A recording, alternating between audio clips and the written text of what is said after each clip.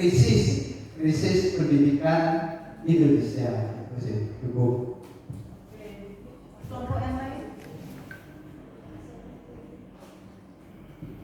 Kasih masukan di Indonesia ya, karena dari sekian banyaknya kabupaten itu di situ hanya tertulis di Jember, sedangkan di Indonesia itu terdiri dari banyak kabupaten.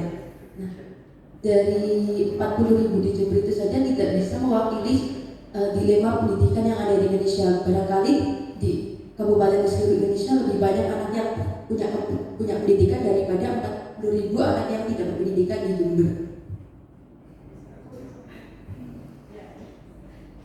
Kalau saya dengan judul ini boleh, karena ini adalah bentuk pitches. Jadi pitches itu judul boleh, tidak harus kemudian to the point. Cuman usulan dari Mas kelompok 4. Nah, kelompok 4 itu memang lebih tepat. Jadi ketika kita mengambil judul dilema, nah dilema ini kan adalah sebuah yang orang bilang itu agak membingungkan kan, diksi dilema itu. Jadi mungkin yang usulan dari kelompok 4 itu krisis pendidikan Indonesia, 40.000 anak di Jember putus sekolah. Boleh seperti itu, atau mungkin 40.000 anak di Jember putus sekolah menjadi krisis pendidikan di Indonesia. Seperti itu. Jadi kalau itu berita fake news itu harus SPOK. Tidak boleh seperti ini. Tapi ini karena bentuk berita pitches boleh. Jadi tidak perlu SPOK untuk berita pitches. Tapi kalau berita fake news judulnya harus seperti ini. 40.000 anak di Jember putus sekolah jadi krisis pendidikan di Indonesia. Jadi Jember menjadi salah satu pilot project krisis pendidikan karena banyaknya puluhan ribu anak putus sekolah. Kemudian kita lihat paragraf pertama. United Nations, UNICEF memberikan jumlah anak yang tidak. Nah, di paragraf pertama tidak perlu kita menjelaskan UNICEF dan sebagainya. Kenapa? Karena di judul sudah ada Jember. Jadi harus langsung di Kabupaten Jember yang terdiri dari 31 kecamatan, 284 desa dan kelurahan, terdapat sekian 40.000 anak putus sekolah. Jadi langsung itu paragraf pertamanya. Sedangkan data dari UNICEF ini sebagai data pendukung bisa di bawah.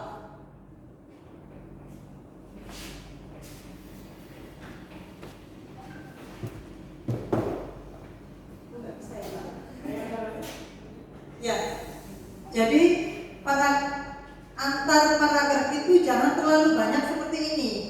Mungkin hanya satu paragraf itu tiga kalimat. Jangan sampai banyak seperti ini. Ini akan membuat pembaca kebingungan. UNICEF Indonesia menggambarkan jumlah anak dan berdasarkan tahun 2000 terdapat puluhan anak tersebut dimulai. Nah, ini adalah data pendukung, bukan data primer yang harus dimunculkan. Jadi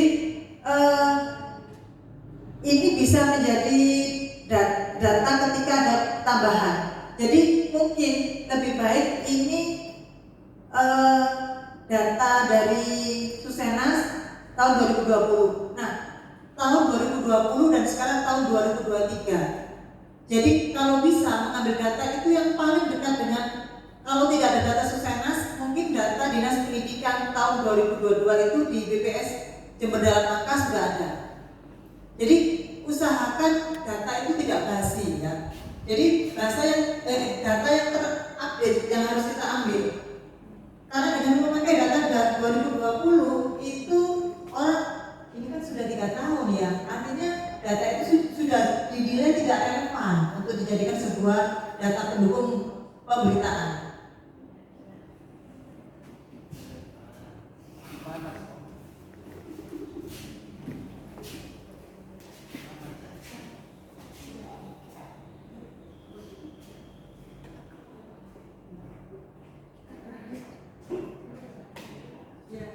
Kemudian ketika melihat kondisi ini, masa depan bangsa menjadi mengkhawatirkan. Hal ini karena kan permasalahan yang sangat kompleks dan berakibat besar pada generasi bangsa maupun perkembangan bangsa ke depannya.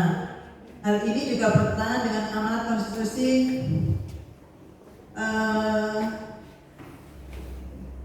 menanggapi hal ini. Nah,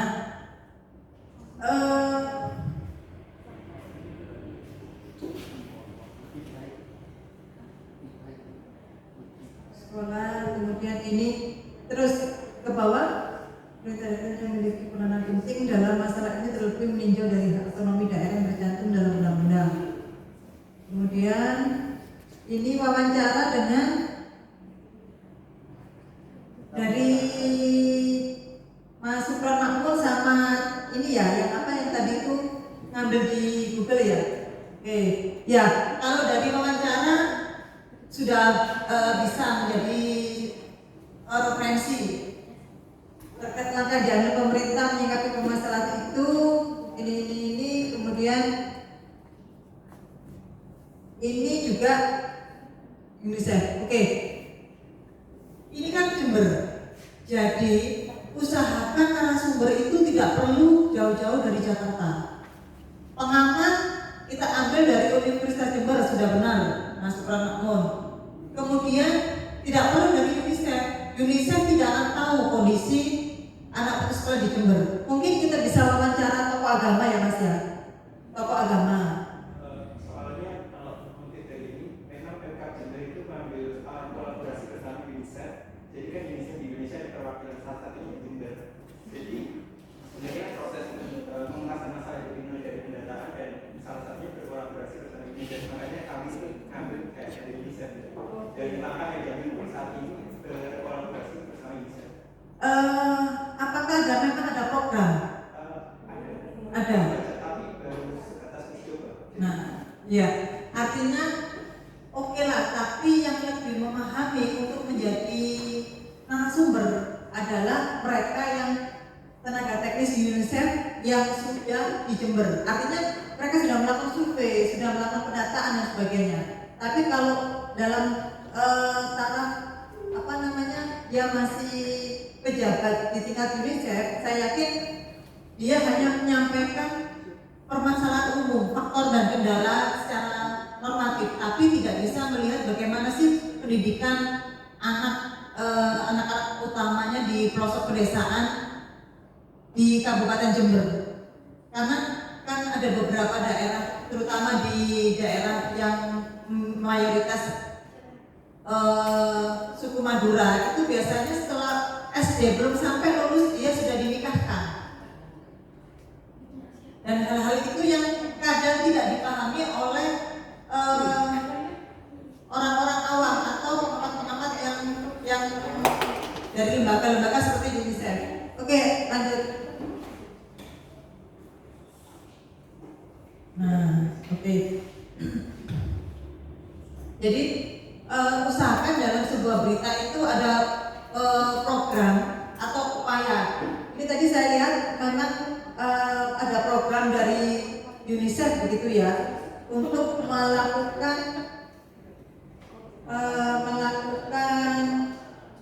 upaya untuk mengentaskan anak putus sekolah. Tapi sebaiknya kalau misalkan kita berada di Kabupaten Jember, kita harus mengambil narasumber dari warga Jember, misalkan tokoh masyarakat, kemudian Dinas Pendidikan Jember, kemudian pengamat Universitas Jember, kemudian mungkin ditambahi dengan salah satu anak atau keluarga yang anaknya putus sekolah. Jadi kita bisa tahu kenapa sih dia sampai putus sekolah gitu. Oke, ini kelompok 1. Selanjutnya kelompok 2. Silakan. Masih kirimkan lain? Sudah sedikit kirim? Kelompok 4 sudah. Oke. Kelompok 3 Mas.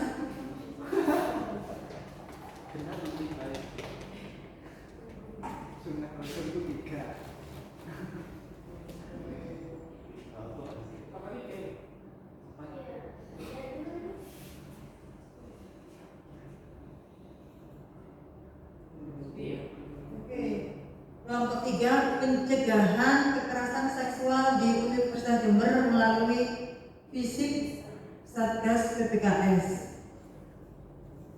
Oke, dari kelompok 1 judulnya ada masukan nggak?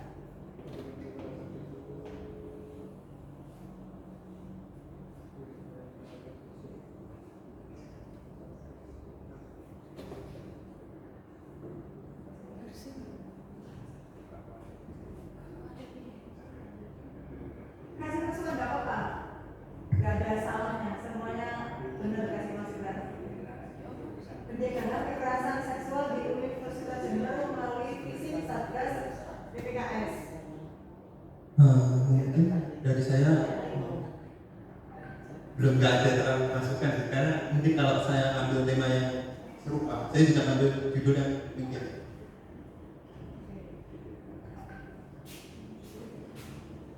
Yang lain? Ada masukan nggak dari judulnya? Menurut saya ini sudah benar Bu secara akademis, tetapi sepertinya kurang menarik. Mungkin bisa dibuat begini: Satgas PPKS melakukan pencegahan kekerasan seksual di Universitas Jember, atau mengangkat sesuatu yang menarik dari dalam situ. Yang dilakukan itu apa? Kalau begitu, maksudnya kalau seperti ini terlihat seperti kalau dimasukkan berita itu kayak kurang menarik gitu. Tapi sebenarnya juga benar ini.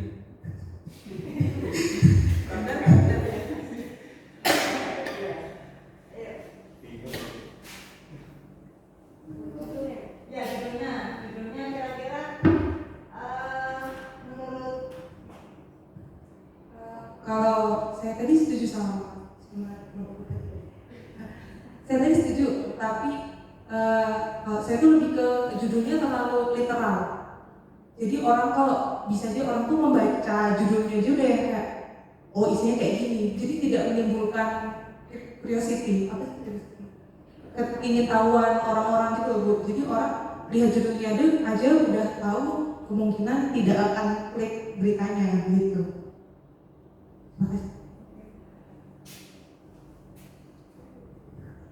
ya, kalau saya mencoba untuk mengambil judul pencegahan kekerasan seksual di UNED melalui FISIP. FISIP itu apa bagian dari UNED?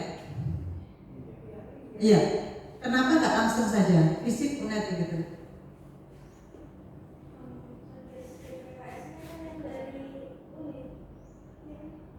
Satgas PPKS itu FISIP UNED punya universitas. Nah, kalau judulnya seperti ini seolah-olah bahwa yang Satgas PPKS ini punya FISIP.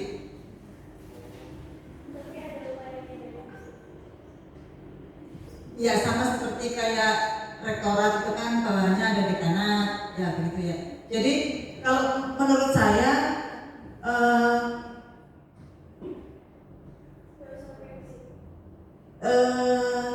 UNED bentuk Satgas PPKS akibat maraknya kasus kekerasan seksual di kampus, seperti itu. Karena tidak semua kampus itu punya Satgas PPKS. Atau UNED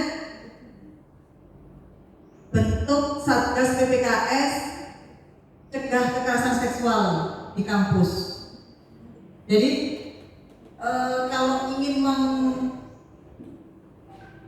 melokalisir di FISIP, kalau FISIP memang ada, UNED-nya nggak usah. Jadi FISIP UNED begitu. FISIP UNED bentuk Satgas PPKS cegah kekerasan seksual.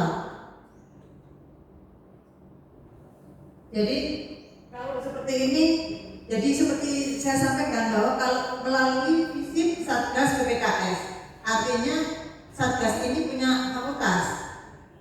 Jadi biar tidak ambigu kewenangannya, Universitas Jember bentuk Satgas PPKS untuk cegah kekerasan seksual. Kalau ingin menambah divisi, karena kemarin memang pemicunya adalah kemarin ya dari dosen FISIP, itu mungkin bisa dijelaskan di kalimat atau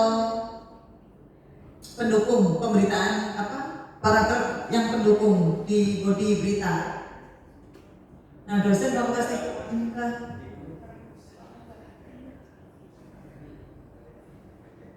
Jadi ini memulainya dari kasus yang ada di dosen UNED. Mungkin kalau ini dimulai dari dosen UNED,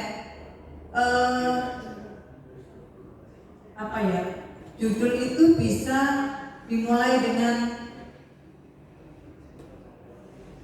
kasusnya fisik, akhirnya UNED bentuk satgas. Dosen fisik terbukti melakukan pelecehan seksual, UNED bentuk satgas PPKS, bisa seperti itu. Karena dalam pemberitaan ini yang dijadikan clue untuk menjadi sebuah berita adalah kasus yang terjadi di fisik. Oke, coba di bawahnya, Mas.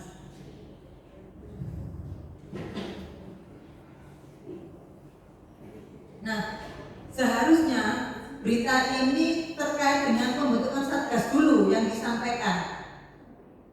Kemudian kronologis bahwa ada dosen fisik itu bisa disampaikan di bawah. Karena memang dari judul itu adalah pembentukan satgas. Jadi pola pikir pemberitaan itu jangan runut, misalnya bentuk satgas kita menceritakan kronologinya dan tidak perlu. Jadi kalau kita judulnya itu pembentukan satgas, maka di lead pertama itu harus Universitas Jember membentuk satgas karena terjadi kasus ini mengenai vonisnya berapa, kemudian apa dan apa itu di bawah. Jadi tidak perlu disampaikan di awal berita. Terus kemudian di bawah ini wawancara dengan siapa ini? Satgas PKS ya. Sama direktur menyusun pencegahan ini.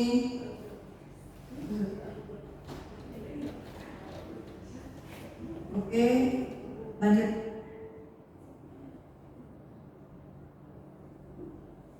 Ya, untuk wawancaranya sudah benar, artinya ada narasumber yang diwawancarai. Dan kebetulan narasumber adalah dosen KS yang juga menjadi Satgas PPKS ya. Oke, untuk pemilihan narasumber sudah benar. Terus kemudian ini juga ada pemberitaan mengenai yang dilakukan oleh pihak BEM. Peluk kamu, aduh judulnya programnya ternyata singkatannya pos penerimaan keluhan kekerasan seksual dan mentalmu. Wah. Kalau orang tidak tahu takut dengan judulnya peluk kamu ya. Nah, ini menjadi isu yang menarik. Ini yang peluk kamu. Saya baru tahu ketika kalian menulis.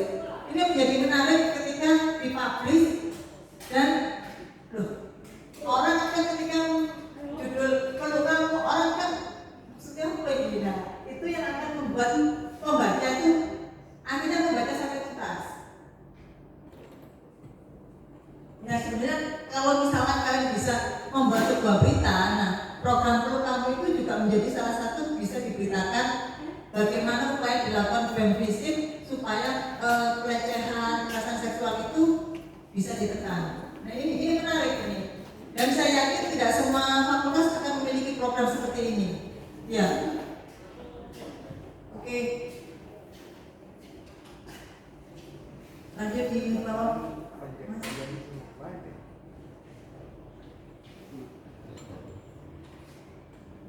Nah, ya, ini clue-nya, endingnya pas. Jadi ada kasus, kemudian kasus itu menyebabkan Universitas Jember membentuk satgas, kemudian BEM FISIP juga melakukan upaya untuk pencegahan kekerasan seksual, kemudian endingnya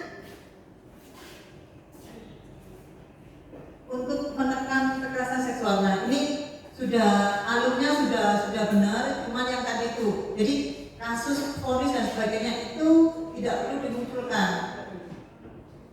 Hanya mungkin karena ini menyangkut citra juga ya. Jadi ketika kalian mahasiswa UNED menulis dosennya yang melakukan pelecehan seksual, rasanya apa gitu.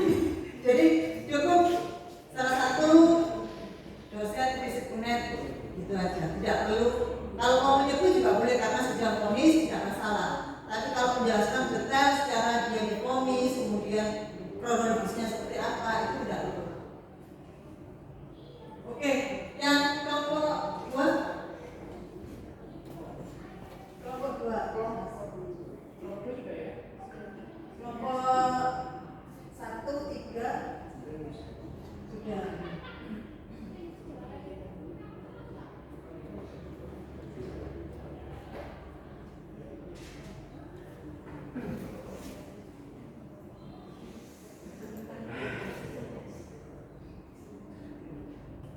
Ini administrasi fisik lebih sulit. Ormawa menjerit. Nah, judulnya menarik. Ini judulnya pas karena ungkapan mahasiswa ya. Oh iya, lupa. Tadi sepertinya nggak ada ini ya, nggak ada WN-nya ya. Kelompok 1 sama kelompok 3 WN. Kapan?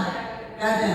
Jadi saya kelewat tadi. Jadi sebutkan WN itu ketika Anda wawancara dengan narasumber. Jadi misalkan pengamat Mas Supron Makmur saat diwawancara di kampus FISIP hari Selasa mengatakan bla.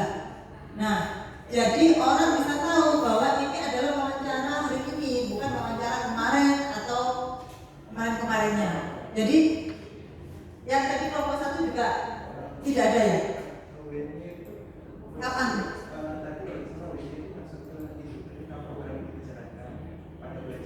Nah, salah. Jadi usahakan kalau itu bukan kejadian langsung, kayak misalkan unjuk rasa, demonstrasi, ini kan menganalisa sebuah isu. Jadi WN-nya itu bisa ditulis pada saat kalian wawancara dengan narasumber. Itu. Kecuali kalau kejadian misalkan ada mahasiswa demo terkait dengan administrasi yang ribet, rumit, kalian bisa langsung menulis bahwa kejadian itu terjadi pada hari ini gitu. Ada masukan nggak judulnya? Cukup ya? Cukup mewakili aspirasi mahasiswa. Administrasi bisnis sulit, Ormawa menjerit. Nah, ini judul menarik judulnya. Jadi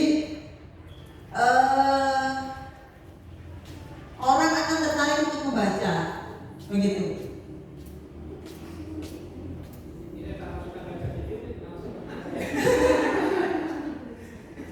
Tapi kan sudah ada kompetensi dari Pak Edi.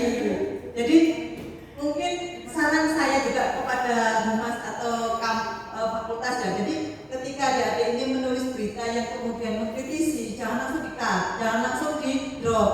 Dilihat dulu apakah ada kompetensi. Kalau sudah ada penjelasan, ya nggak masalah. Tapi selama tidak ada penjelasan, jangan di-cut. Suruh UKM untuk kemudian klarifikasi dari narasumber yang berkompeten. Jadi mahasiswa itu menulis, kalau misalkan tulisannya itu di drop, kadang-kadang kesel nulis di drop karena mengkritisi gitu. Jadi di era keterbukaan informasi ini, apapun yang ditulis oleh mahasiswa asalkan itu berimbang dan sesuai dengan kode etik jurnalistik is okay begitu, masuk di webnya namanya kampus atau laman fakultas. Oke, agar ini fakultas menjadi bahan pembicaraan. Ya, tadi saat wawancara, tadi saya perhatikan, jangan pernah kalian wawancara itu katanya menurut itu gak pede kamu. Jadi menurut ketua BEM ini bahwa administrasi ini berbelit-belit. Katanya orang kalau bilang katanya itu berarti informasi yang tidak pasti, informasi yang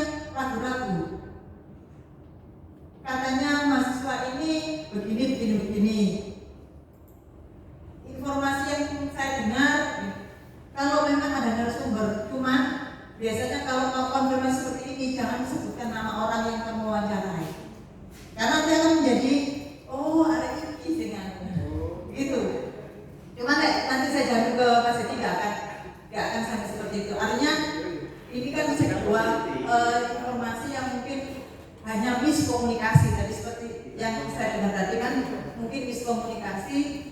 Jadi sebagai jurnalis itu kalau misalkan konfirmasi kepada hal yang berkaitan dan itu berbau sensitif, dari mana kamu dapat informasinya? Ya ada Pak, dari narasumber kami. Mohon maaf saya tidak bisa menyebutkan. Itu berarti kalian melindungi orang yang mengadu kalian. Jangan sampai kadang-kadang begini, oh iki yang bisa dipanggil. Kasus itu pernah terjadi di Fakultas Sastra. Jadi dia mengundang beberapa temannya dia, keluar gini-gini, ada bukti otentik begini-begini. Akhirnya dia dipanggil dan terancam nilai-nilai, beberapa nilainya di pengaruh. Jadi ketika kita menulis sebuah informasi, sebuah berita, jangan sampai berita kita itu merugikan orang lain. Jadi harus benar-benar hati-hati untuk menulis sebuah berita yang bad news, tapi itu menjadi kebijakan publik. Kayak tadi kan keluhan, jadi mungkin bisa disampaikan keluhan dari UKM yang merasa bahwa dipingpong dan sebagainya, itu bisa disampaikan. Cuman ketika kita konfirmasi kepada pejabat yang bersangkutan, kita tidak perlu menyebut dari UKM ini. Nanti khawatirnya nanti malah lebih sulit. Oh, gara-gara UKM ini kemudian beritanya di-push, rame, viral, kan citra fisik kan jadi jelek. Nah, jadi kita juga harus menghormati narasumber dan merahasiakan kalau misalkan narasumber itu memberikan data atau informasi yang agak sensitif seperti tadi. Oke, di bawahnya Pak. Jadi ini wawancara dengan Ketua BEM. Namanya siapa ini? Menurut Ketua BEM visi permasalahan di latar belakang ini ada kurangnya. Nama Ketua BEM-nya disebutkan nggak disebut? Kalau Ketua BEM nggak mau disebutkan, jelas orang tahu.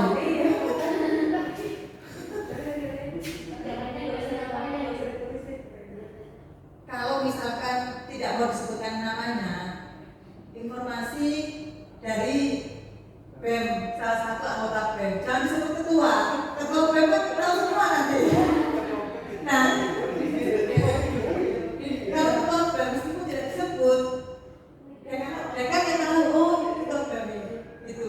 Jadi kita harus menghormati narasumber. Kalau misalkan ini agak sensitif tadi, jadi menurut salah seorang anggota BEM, meskipun dia ketua, bendahara atau pengurus, menurut salah satu anggota BEM yang enggan disebutkan namanya, itu harus ditulis mengatakan bahwa birokrasi di administrasi di FISIP gini. Nah, tidak disebut ketua BEM meskipun tidak disebut namanya.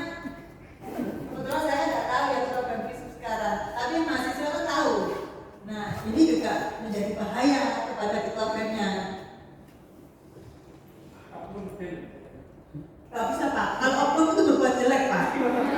Kalau disebut oknum, berarti ini bisa benar gitu. Jadi mungkin salah satu anggota BEM yang enggak disebutkan namanya, dia ditakwa. Oke, di bawahnya Pak. Ketidak transparan itu digabung ya, ketidak transparan digabung, bukan ketidak spasi transparan digabung. Salah satu ketua UKM ini juga tidak, salah satu ketua UKM kerohanian itu ada. Oh, oke. Ini juga tidak mau disebut. Ini juga tidak mau disebut. Iya. Berarti tidak usah menyebut ketua UKM. Salah satu UKM kerohanian. Ya, salah satu UKM kerohanian yang tidak mau disebut. Cuma berita-berita seperti ini kalau tidak mau disebut, itu narasumbernya kadang-kadang apa ya? Ya mungkin karena khawatir ya kalau disebut nanti diceng karo dekan gitu ya, diceng karo sama apa pihak tata usaha. Jadi mungkin saran saya dengan kasus seperti ini Ormawa rapat, kemudian menghasilkan kebijakan bersama menyikapi ini. Nah, itu kesepakatan semua ormawa seperti ini. Karena seperti yang saya dengar tadi, Mas Edi menyampaikan bahwa ternyata ada grup ormawa. Berarti kan yang di grup ini tidak mensosialisasikan regulasi atau aturan terkait dengan pengajuan izin kegiatan dan sebagainya ke anggotanya. Jadi kalau misalkan 1 KM, 2 KM, 3 KM itu merasa kesulitan menembus administrasi perizinan kegiatan, rapat, bikin forum, grup, kemudian menghasilkan beberapa aspirasi dan itu disampaikan secara tertulis kepada pihak dekanat. Saya yakin langkah itu lebih bagus daripada menggerundel kemudian gini-gini tidak ada solusi. Tapi kalau misalkan ormawa divisi itu solid, kemudian menghasilkan kebijakan ini, kemudian akan dijawab oleh pihak dekanat, mungkin akan jelas. Oh, seperti mungkin ada miskomunikasi, mungkin seperti yang disampaikan tadi. Saya sempat mendengar klarifikasi dari Mas Edi terkait dengan kerumitan birokrasi untuk perizinan dan pendanaan kegiatan. Oke, dilanjut bawahnya. Nah, narasumber itu gak usah disebut Bapak, langsung Wakil Dekan 3 Visip UNED Edi Wahyudi. Tidak perlu disebut Bapak, Ibu, kecuali kalau Presiden ya, Presiden Joko Widodo.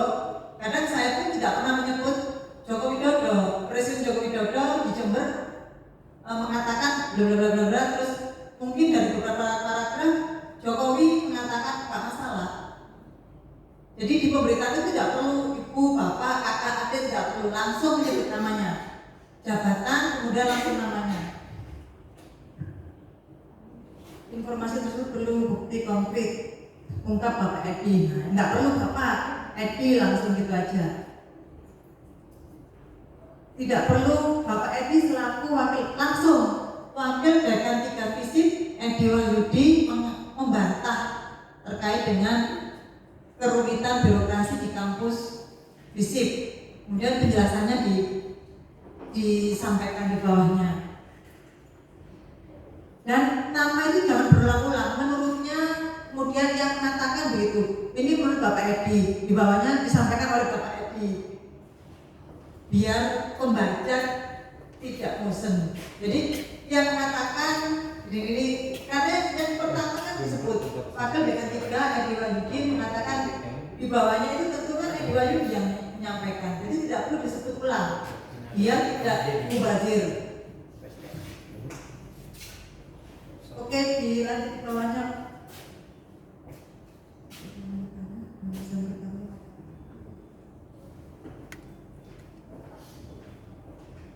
Nah, ya, jadi pemberitaan ini dari judul sudah oke ya, membuat orang penasaran.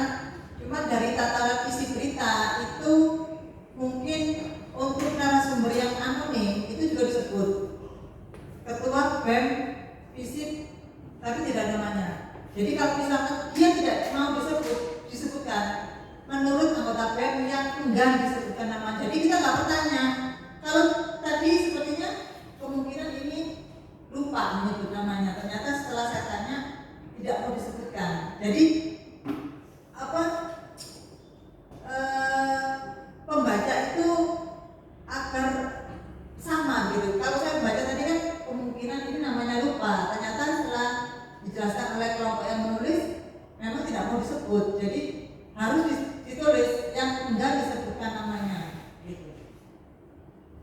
Oke, kelompok terakhir.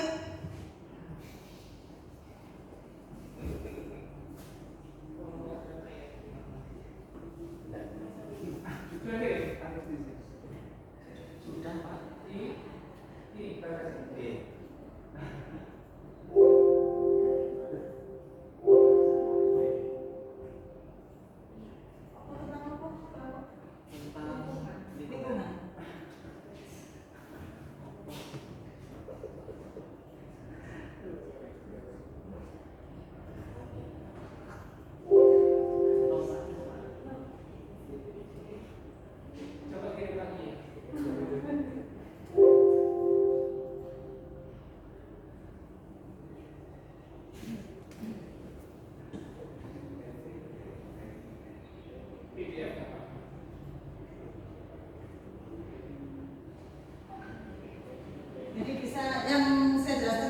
tadi ini ya, artinya tulisan dari teman-teman kalian sebenarnya sudah oke, tinggal alurnya itu perlu alur yang lebih enak untuk dibaca. Jadi kunci untuk menulis berita itu bisa dibaca enak apa enggak? Harus dibaca berulang-ulang. Kayak tadi kan Bapak Edi, enak enggak kita baca?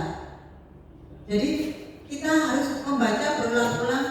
Kalau kamu temannya suruh membaca, ini gimana? Enak enggak? Kalau misalkan itu ritmenya mengalir gitu, ya enak enggak masalah. Jadi menulis itu memang harus ada taste. Menulisnya itu bisa diterima oleh masyarakat atau tidak. Terus nanti kalau ke depan saya berharap masing-masing UKM itu bisa menuliskan kegiatannya dan jangan misalkan Linmas menggelar kegiatan rekrutmen anggota, jangan seperti itu kan klise ya, judul tidak menarik. Mungkin apa yang dilakukan Linmas itu misalkan kegiatan yang mengupgrade skill mahasiswa seperti itu. Misalkan Himahi hadirkan misalkan pengamat politik yang lagi ngetren misalkan, atau Himahi menggelar yang terkait dengan isu pilpres, cuman kalau itu agak riskan ya. Jadi mungkin menggelar kegiatan yang isunya dengan isu-isu internasional dengan menghadirkan misalkan dari pihak Kemenlu menjadi menarik. Atau bukan kegiatan yang diberitakan tapi pernyataan dari narasumber, misalkan ada dari Kemenlu, misalkan Menlu Retno hadir, dia ngomong gini-gini nih mahasiswa hadir gini-gini. Nah, pernyataan yang disampaikan Menlu ini kadang-kadang menarik, itu bisa dijadikan sebagai judul. Jadi jangan sampai judul itu hanya sebatas kegiatan seremonial. Kayak tadi, ini tadi Mas Iin yang narasumber pertama tadi sudah membuat berita tentang kegiatan hari ini. Judulnya bukan judul kegiatan pelatihan penulisan, bukan. Ini saya bacakan judul yang dibuat Mas Iin pada acara ini sambil menunggu kelompok terakhir ya. Targetkan 2025 sebagai tahun prestasi, visi UNED mulai berbenah. Nah, dia menulis kegiatan hari ini kan bukan pelatihan. Kalau misalkan visi UNED gelar pelatihan penulisan berita dan web kan nggak menarik.